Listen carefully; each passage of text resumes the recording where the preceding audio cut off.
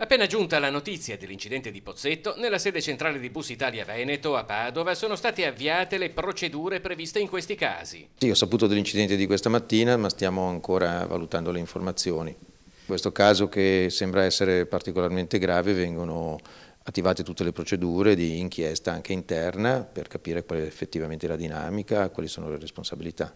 In questo caso, secondo le testimonianze che hanno dato alcuni ragazzi, sembrerebbe che il conducente della corriera fosse con un cellulare. Venisse appurato un comportamento del genere, quali sono i provvedimenti?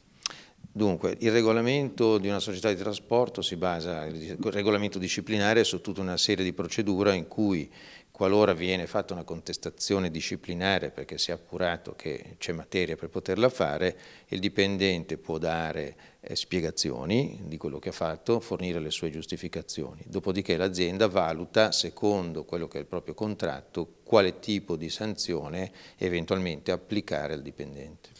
Ma le sanzioni hanno un ampio spettro, vanno dalla censura fino alla sospensione dal servizio.